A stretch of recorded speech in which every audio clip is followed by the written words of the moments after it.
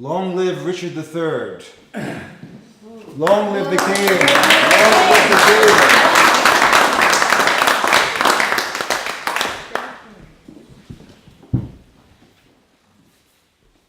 king. Stand all apart. Ah, cousin of Buckingham. And my gracious sovereign. Give me thy hand.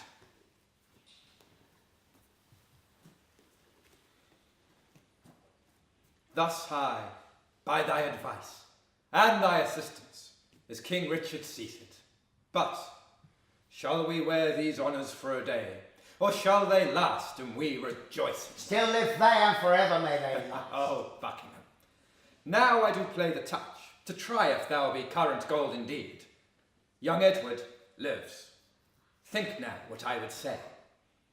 Say on, my loving lord. Why, Buckingham, I say I would be king. But why so you are, my thrice renowned liege. Am I king? 'Tis so, but Edward lives. True, noble prince. True, noble prince. Cousin, thou wert not wont to be so dull. Shall I be plain?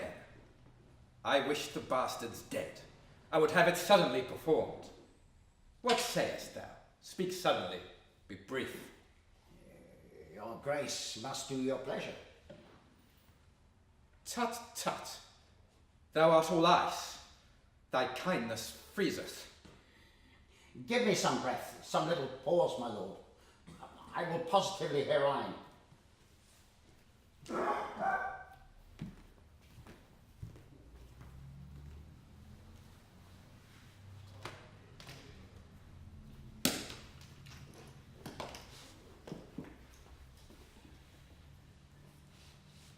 The king is angry, he bites his lip. I will converse with iron-witted fools and unrespected boys. None are for me that look into me with considerate eyes. High-reaching Buckingham grows circumspect. Catesby! My lord? Knowest thou not any whom corrupting gold would tempt unto a close exploit of death? I know a discontented gentleman whose humble means match not his haughty mind. Gold as good as 20 auditors, and no doubt will tempt him to anything. What is his name? His name, my lord, is Tyrrell. I partly know the man. Go! Bring him hither. Ah, Catesby! my lord. Rumour it abroad that Anne, my wife, is sick and like to die. I will take order of her keeping close. Inquire me out some mean-born gentleman, whom I will marry straight to Clarence's daughter. The boy is foolish. I fear not him. Look how thou dreamest. I say again, give out that Anne, my wife, is sick and like to die. About it! For it stands me much upon to stop all hopes whose growth may damage me.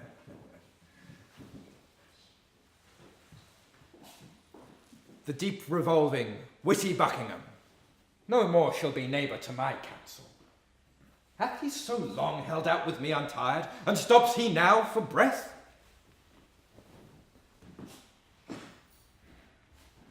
I must be married to my brother's daughter, else my kingdom stands on brittle glass.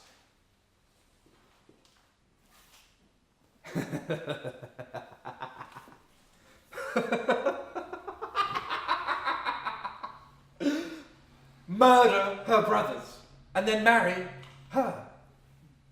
Uncertain way of gain, but I am in so far in blood that sin will pluck on sin. Tear-falling pity dwells not in this eye.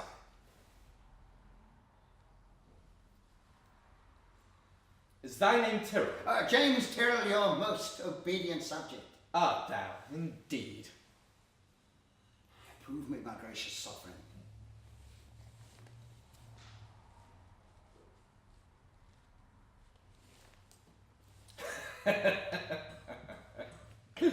Darest thou resolve to kill a friend of mine?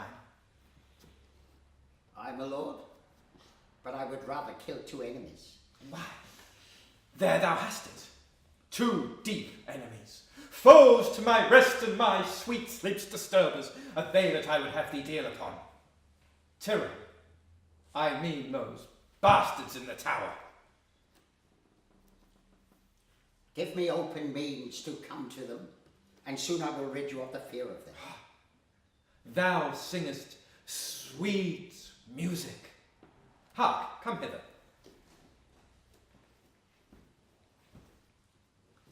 Go, by this token rise, and lend thine ear.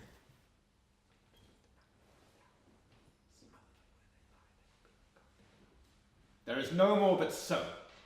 Say it is done, and I will love thee, and prefer thee too. 'Tis done, my lord. Shall we hear from thee, Tyrrell, ere we sleep? You shall, my lord.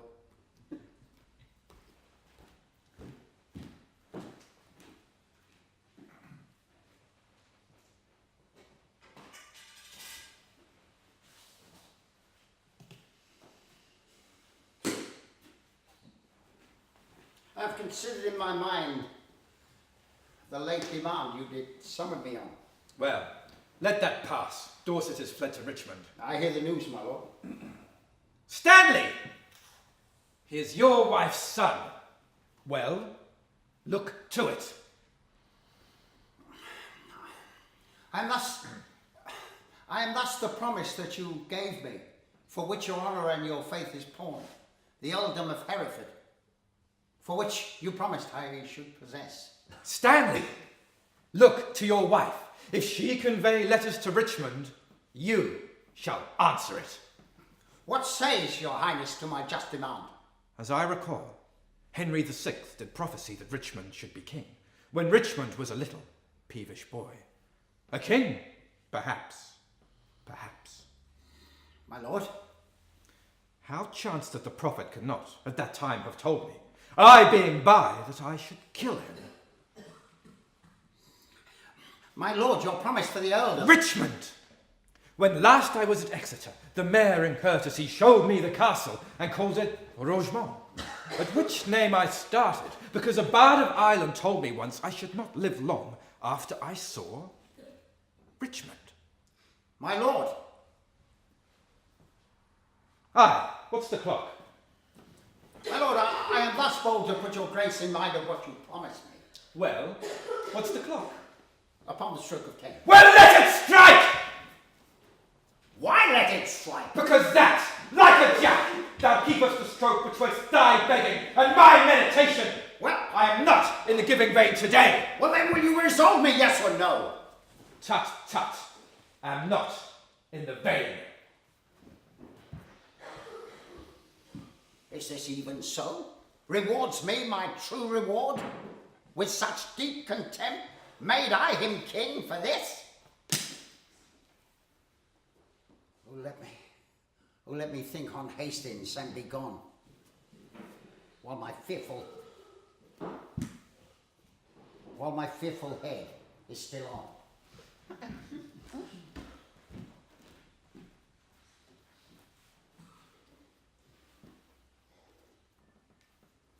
The tyrannous and bloody deed is done. The most arch of piteous massacre that ever this land was guilty of. Duncan and Forrest, who I did suborn to do this ruthless piece of butchery, although bloodied villains, bloody dogs, melted in tenderness and sweet compassion, wept like two children in their death's sad story. Lo, thus, quoth Dighton, lay those tender babes. Thus, quoth Forrest, girdling each other in their summer. Their lips were 4 roses on a stalk, which in their summer beauty kissed one another. A book of prayer on their pillow lay, which almost, quoth Forrest, change my mind. Burn the devil! We smothered the most replenished sweet work of nature that from crime creation hath he framed. Thus both are gone now, with conscience and remorse. They could not speak. I left them both to bring these bloody tidings to the king. And here he comes.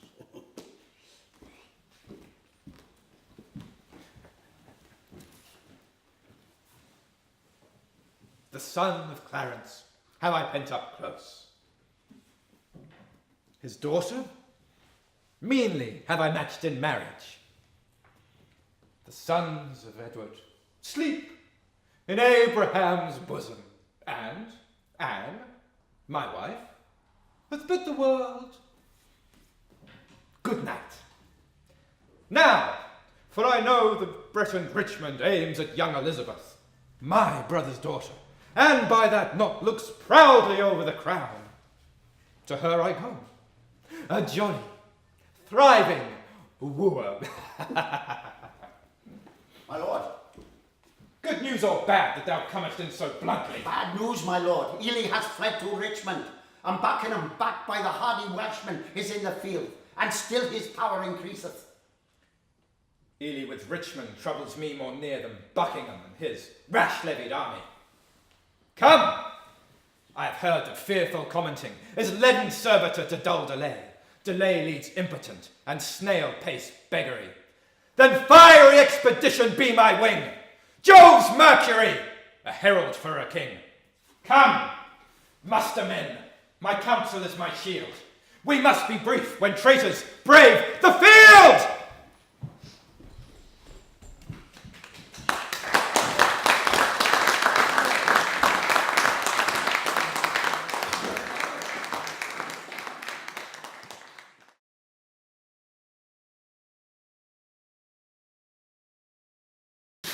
Take it away.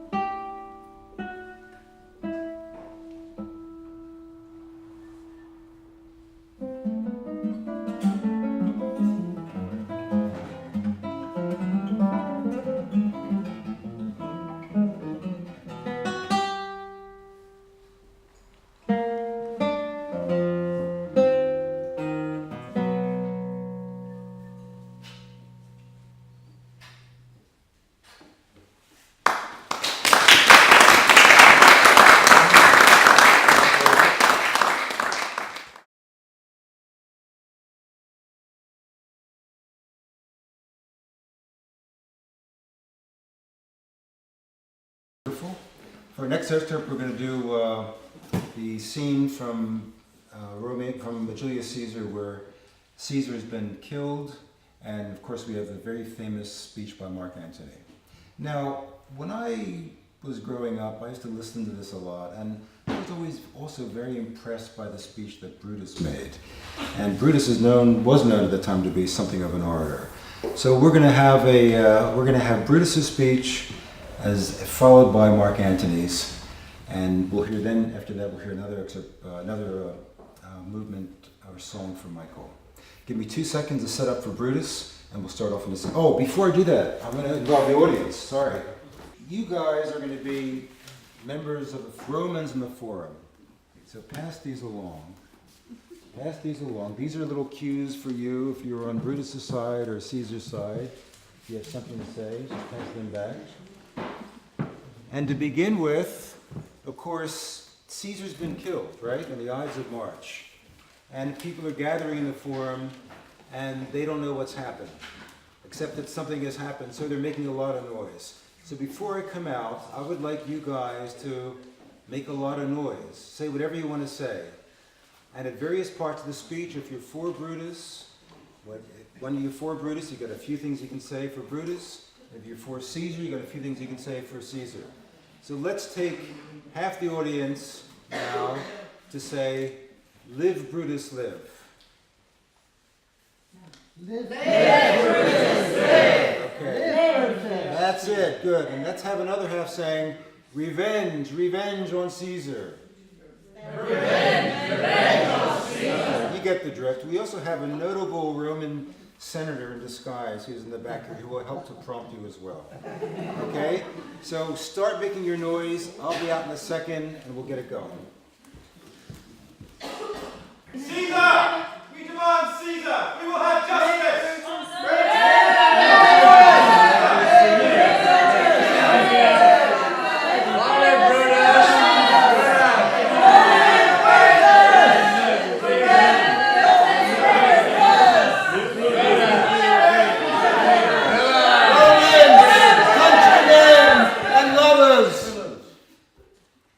Hear me for my cause, and be silent that you may hear.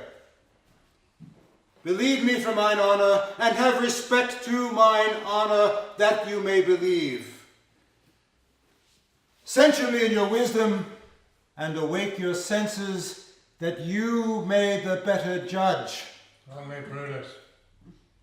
If there be any in this assembly, any dear friend of Caesar's, to him I say that Brutus' love to Caesar was no less than his. Live, Brutus. If then that friend demand why Brutus rose against Caesar, this is my answer. Not that I loved Caesar less, but that I loved Rome more. Had you rather Caesar were living and die all slaves, than that Caesar were dead to live all free men? Let him be our Caesar. As Caesar loved me, I weep for him. As he was fortunate, I rejoice at it. As he was valiant, I honor him. But as he was ambitious, I slew him. There is tears for his love. O noble Caesar. Long live Rona. Joy for his fortune. Honor for his valor. And death for his ambition.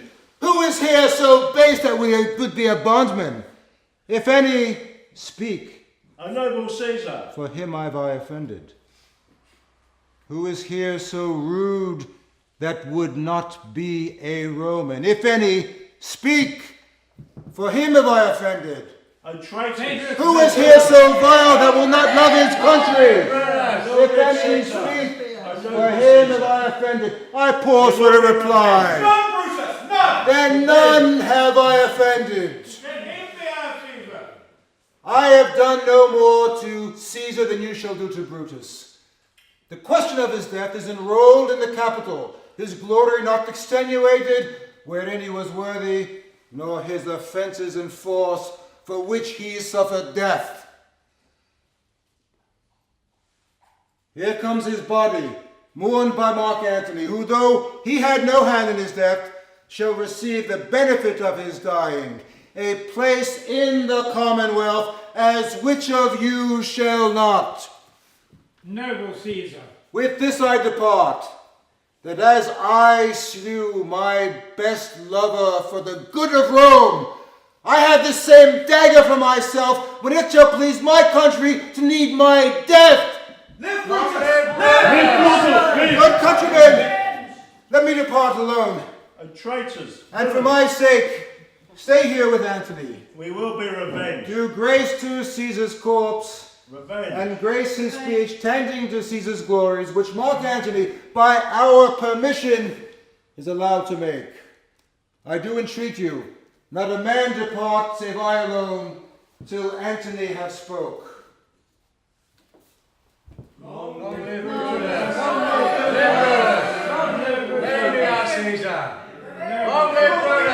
Friends! Friends!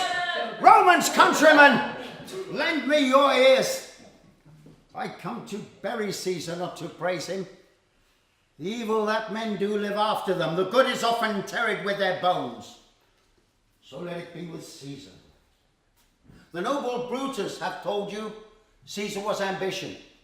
If it was so, it were a grievous fault, and grievously hath Caesar answered it.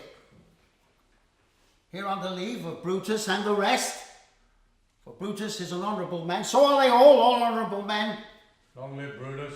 Come I to speak in Caesar's funeral.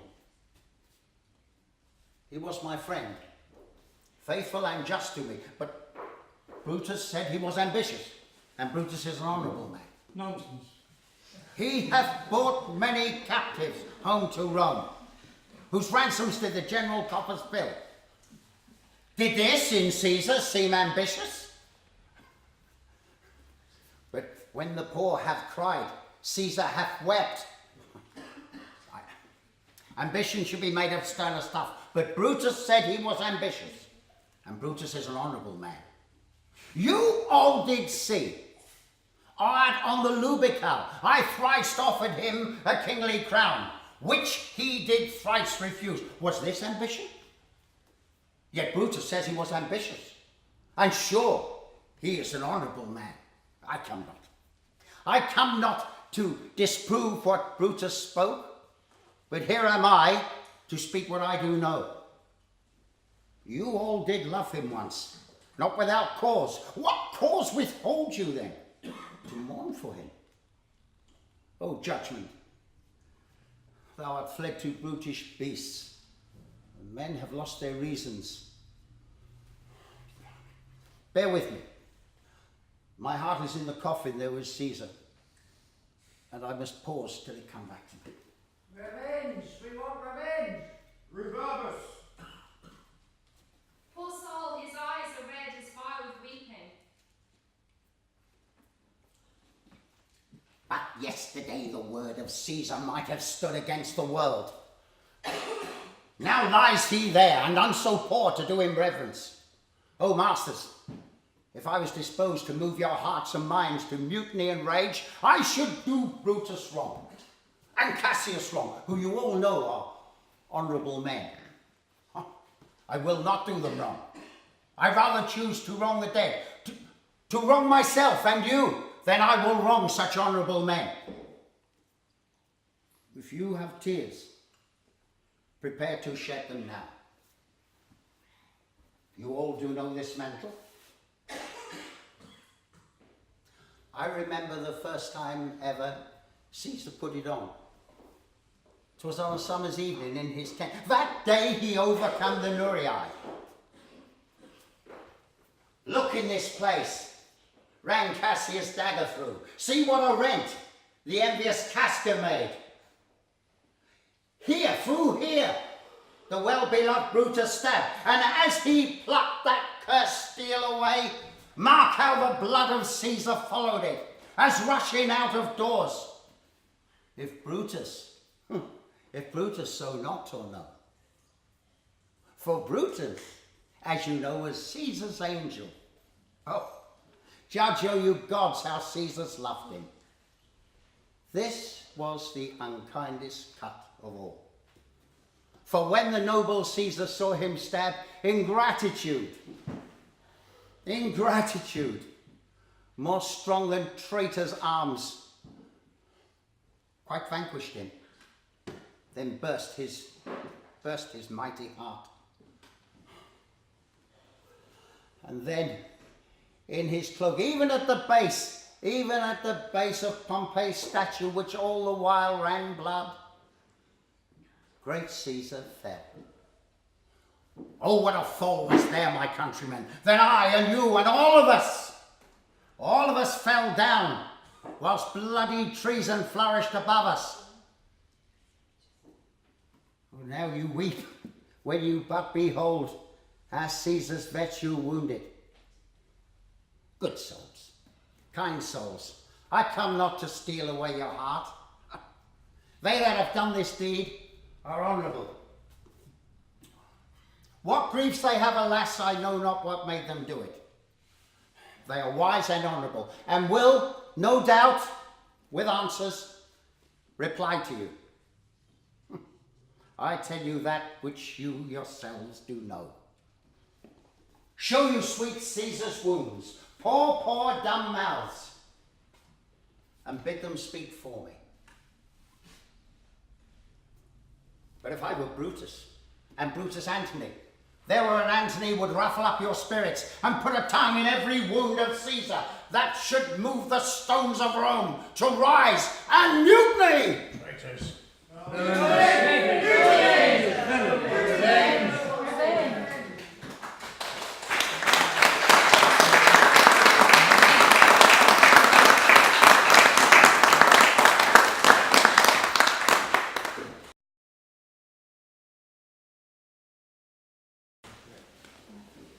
Okay, thank you very much. We're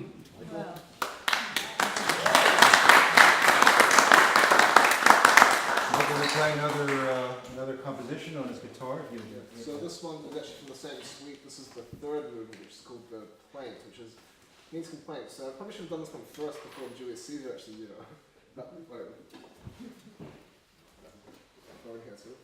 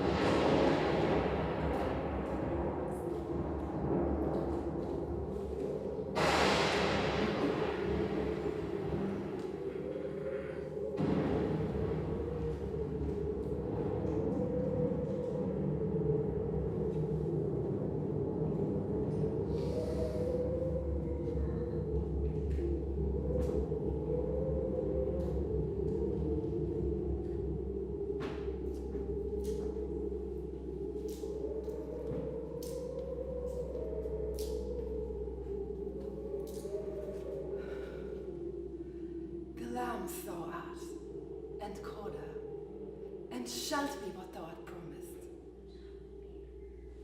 Yet do I fear thy nature. 'Tis too full of the milk of human kindness to catch the nearest way. Thou wouldst be great, art not without ambition, but without the illness should attend it. What thou wouldst highly, that wouldst thou holdily. Wouldst not play false, and yet wouldst wrongly win. Hie thee hither, that I may pour my spirits in thine ear, and chastise with the valour of my tongue all that impedes thee from the golden round, which fate and metaphysical aid doth seem to have thee crowned withal.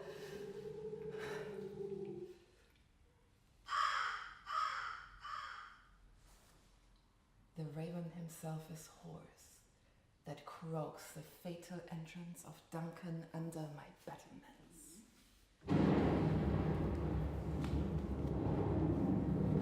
Come, you spirits, that tend on mortal thoughts, unsex me here, and fill me from the crown to the toe top full of direst cruelty. Make thick my blood! Stop up the access and passage to remorse, that no compunctious visitings of nature shake my fell purpose, nor keep peace between the affected. Come to my woman's breasts, and take my milk for gall. You murdering ministers, whoever in your sightless substances you wait on nature's mystery.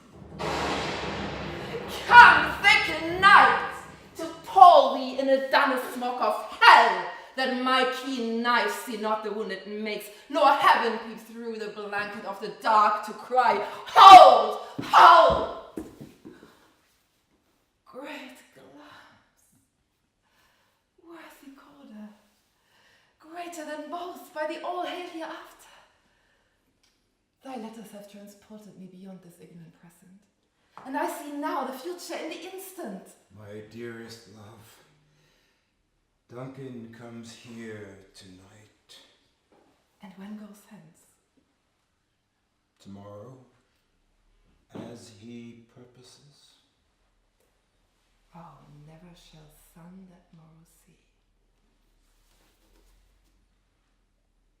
Your face, my Thane, is as a book where men may read strange matters. To beguile the time, look like the time. Bear welcome in your eyes, your hand, your tongue. Look innocent flower, but be the serpent under it. He that's coming must be provided for, and you shall put this night's great business into my dispatch, which shall to all our nights and days to come bear solely sovereign sway and masterdom. We will speak further. Only look up clear. To alter favour ever is to fear. Leave all the rest to me.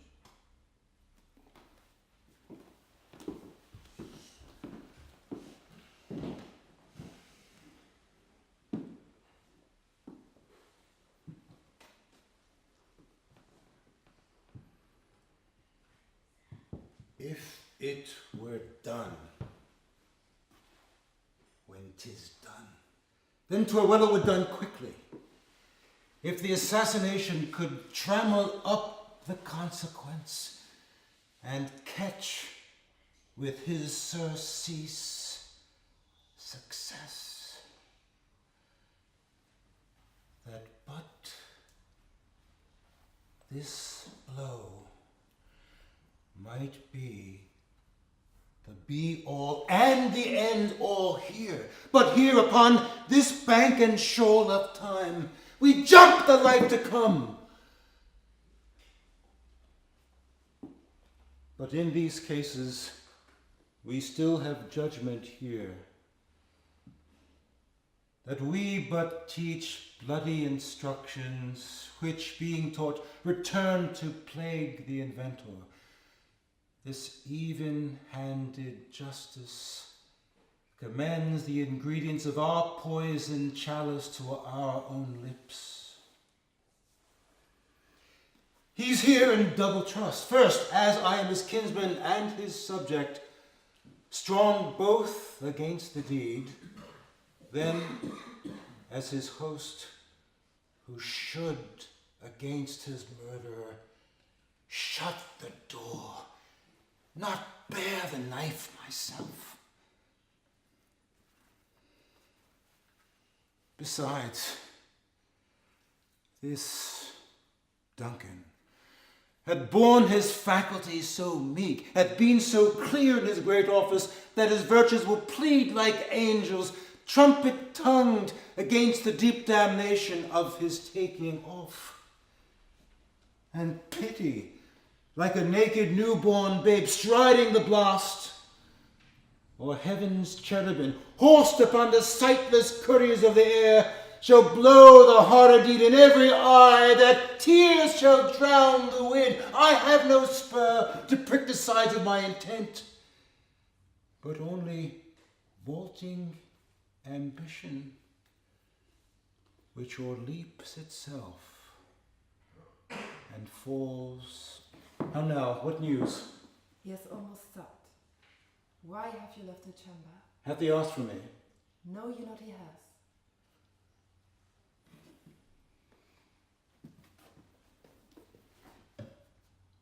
We will proceed no further in this business. He hath honoured me of late, and I have bought golden opinions from all sorts of people, which would be worn now in their newest gloss, not cast aside so soon. Was the hope drunk wherein you dressed yourself? Hath it slept since? And wakes it now to look so green and pale at what it did so freely? From this time such I count thy love. Art thou afeard to be the same in thine own act and valour as thou art in desire? Wouldst thou have that which thou esteemest the ornament of life, and live a coward in thine own esteem, letting I dare not wait upon I would, like the poor cat in the Then in peace! I dare to all that may become the man who dares to war his blood! What beast was it then that made you break this enterprise to me? When you durst do it, then you were a man. And to be more than what you were, you would be so much more the man. Nor time nor place did then adhere, and yet you would make both. They have made themselves, and that their fitness now does unmake you. I've given suck. I know how tender it is to love the babe that milks me. I would, while it was smiling in my face, have plucked my nipple from his boneless gums and dashed the brains out, had I so sworn as you have done to If this. we should fail, Fail? But screw your courage to the sticking place and we'll not fail. When Duncan is asleep, where to the Rada shall his day's hard journey soundly invite him? His 2 chamberlains will I, with wine and wassail, so convince that memory, the water of the brain, is but a few, and the receipt of reason a limbeck only. When in swinish sleep their drenched in nature's lie, as in a death. What cannot you and I perform upon the unguarded Duncan? What not put upon his spongy officers, who shall bear the guilt of our great quarrel? bring forth men children only, for thy undaunted mettle should compose nothing but males. Will it not be received when we have mocked with blood those sleepy 2 of his own chamber, and used their very daggers that they have done it? Who dares receive it other, as we shall make our griefs and clamours roar upon his death? I am settled, and bend up each corporal agent to this terrible feat. Away, and mock the time with fairest show. False face must hide what the false heart doth know.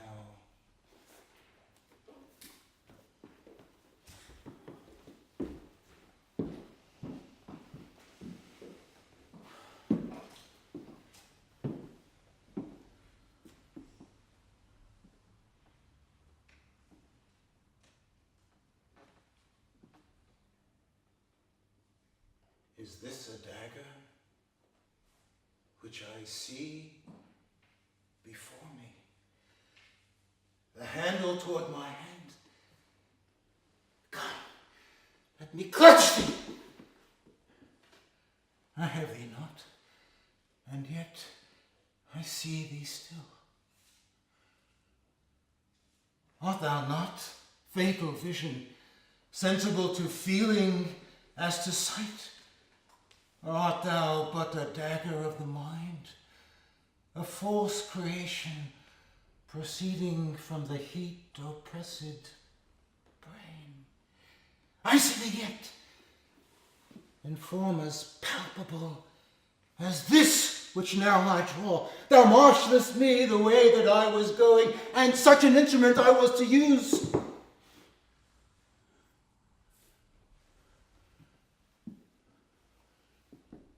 Mine eyes are made the fools of the other senses, or else worth all the rest.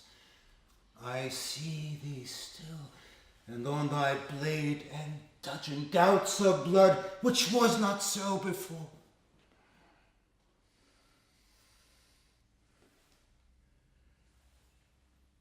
There's no such thing. It is the bloody business which informs thus to mine eyes. Now, o'er the one half-world, nature seems dead, and wicked dreams abuse the curtained sleep. Witchcraft celebrates pale Hecate's offerings, and withered murder, alarmed by a sentinel, the wolf, whose howls his watch, thus with his stealthy pace, with Tarquin's ravishing stride, does his design move like a ghost. Thou sure and firm seraph, hear not my steps, which way they walk, for fear thy very stones prate of my whereabout, and take the present horror from the time which now suits with it.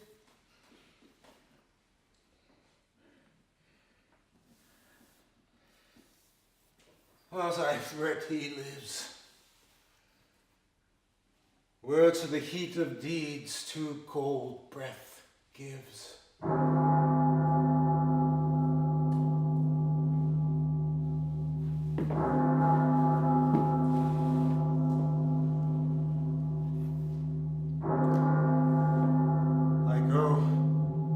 done. The bell invites me. Hear it not, Duncan, for it is a knell that summons thee to heaven or to hell.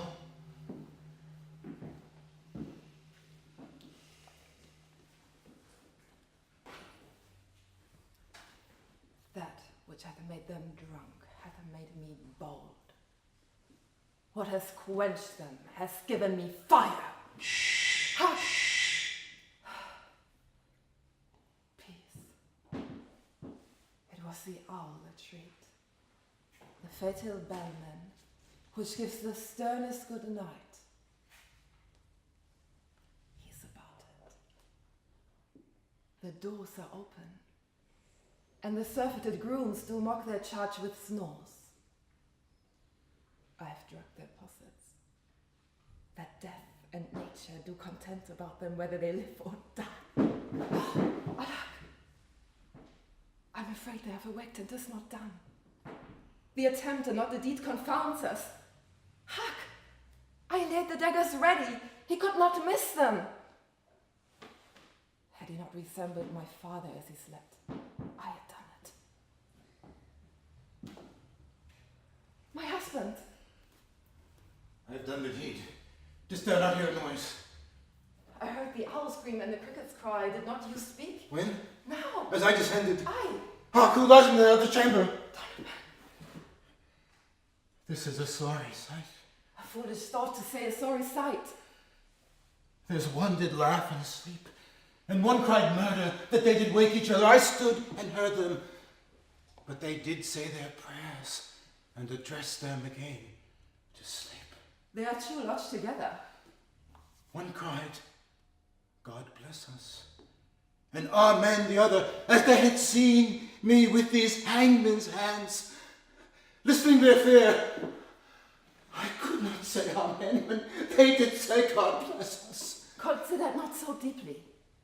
But wherefore could not I pronounce Amen? I had most need of blessing, and Amen stuck in my throat. These deeds must not be thought after this way, so 'twill make us mad. Methought I heard a voice cry, sleep no more. Macbeth does murder sleep. The innocent sleep. Sleep that knits up the raveled sleeve of care. The death of each day's night. Sore labor's bath. Balm of hurt minds. Great nature's setting course. Chief nourisher and life. What do you mean? Still in Christ think no more to all the house. Plums hath murdered sleep, and therefore Cawdor shall sleep no more. Macbeth shall sleep no more. Who was it that thus cried? Why, worthy Thane, you do unbend your noble strength to think so brainsakely of things. Go, get some water. Wash this filthy witness from your hands. Why did you bring these daggers from the place? They must lie there. Go carry them and smear the guilty grooms with blood. I'll come no more. I'm afraid to take what I have done. Look on it again, I dare not. Infirm of purpose. Give me the daggers. The sleeping and the dead are but as pictures. 'Tis the eye of childhood that feels the painted devil. If you do bleed, I'll build the faces of the groom withal. For it must seem their guilt. Whence is that knocking? How is with me when every noise appalls me? What hands are here? And they pluck out mine eyes. Will all great Neptune's ocean wash this blood clean from my hand? No, this my hand will rather the multitudinous seas incarnadine, making the green one red. My hands are of your color, but I'm ashamed to wear hearts so white. Are you knocking at the south entry? Retire we to our chamber. A little water clears us of this guilt. How easy is it then? Your constancy has left you unattended. Hark! More knocking. Get on your nightgown, lest occasion cause us and find us to be watchers. Be not lost so poorly in your thoughts! You know myself, but must not know my deed. Wait, Duncan, with thy knocking, I will come first.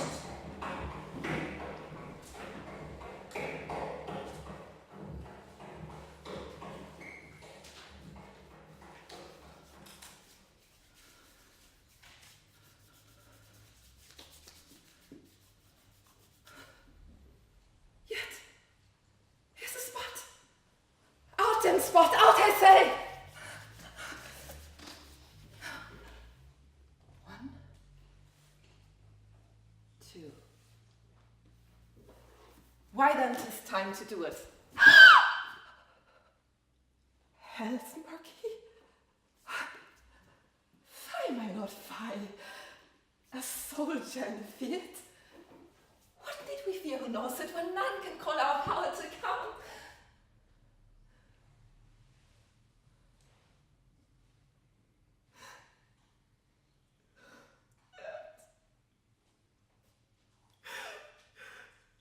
Who would have thought the old man to have had so much blood in him?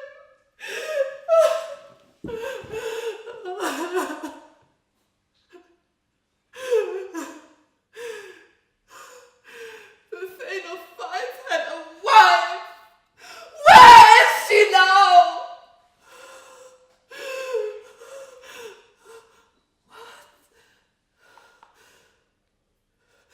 Will these hands never be clean? No more of that, my lord, no more of that. You mar all with the starting.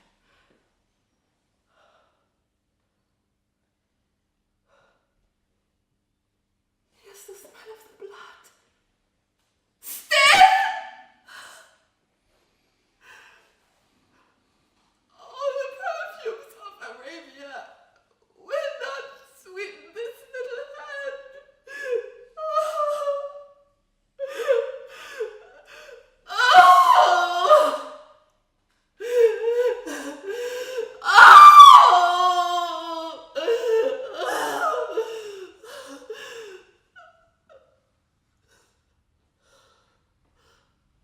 Wash your hands. Put on your nightgown. Look not so pale. I tell you yet again, Banquo's buried. He cannot come out in his grave.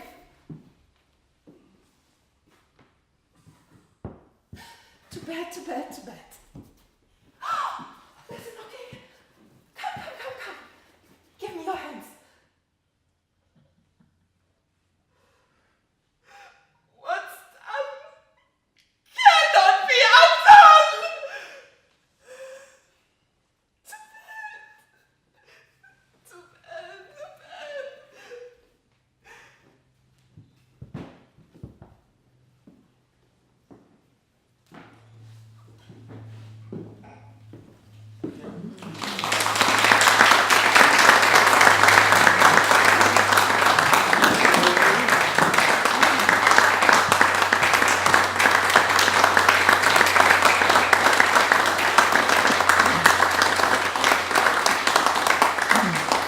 And now, after this night of violence, bloodshed, mayhem, and gloom, we're going to send you out on a, I think, a much brighter note. Yep.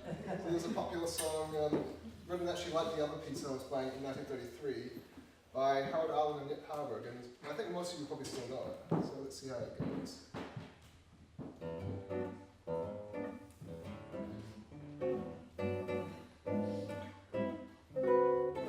Say it's only a paper moon sailing over a cardboard sea, but it wouldn't be make-believe if you believed in me. Yes, it's only a canvas sky hanging over a muslin tree, but it wouldn't be make-believe if you believed in me.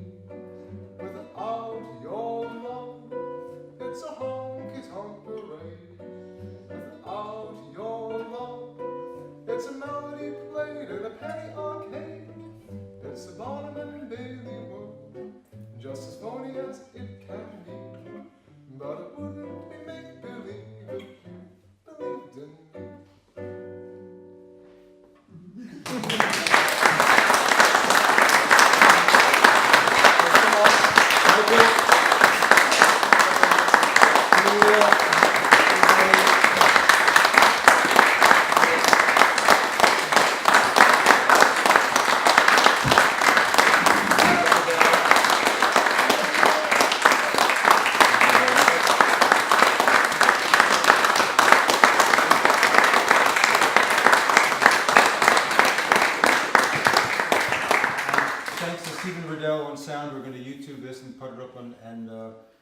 and probably in a few weeks it'll be up for those who are interested in it. Thank you again. We hope to do a few more of these in the future, who knows? And viva Shakespeare.